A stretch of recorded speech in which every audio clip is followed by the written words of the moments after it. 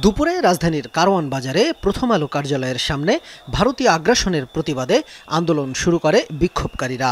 সন্ধ্যার দিকে আন্দোলনকারীদের সরিয়ে দেওয়ার চেষ্টা করে পুলিশ। এ সময় উভয় পক্ষের মধ্যে ধাওয়া পাল্টা ধাওয়ার ঘটনা ঘটে।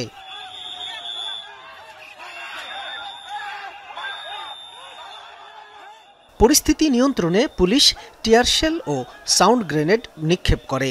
পরে সেনাবাহিনী বিক্ষোভকারীদের সরিয়ে দিলে পরিস্থিতি শান্ত হয়।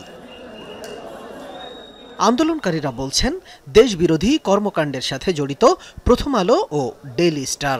দাবি আদায় না হওয়া পর্যন্ত প্রথম আলো ও ডেইলি স্টারের বিরুদ্ধে এ কর্মসূচি চলবে বলে হুঁশিয়ারি দেন তারা।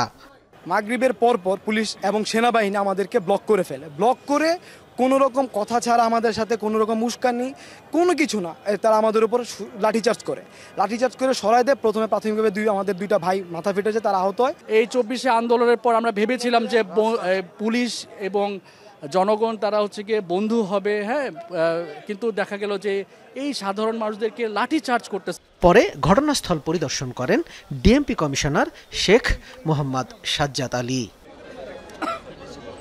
এর আগেও গত বৃহস্পতিবার ও শুক্রবার প্রথম আলো ডেইলি স্টার অফিসের সামনে বিক্ষোভ কর্মসূচি পালন করে বিক্ষোভকারীরা। বাংলাদেশের জনগণের ব্যানারে এই কর্মসূচি পালন করে তারা। শামীম রেজা, যমুনা নিউজ, ঢাকা।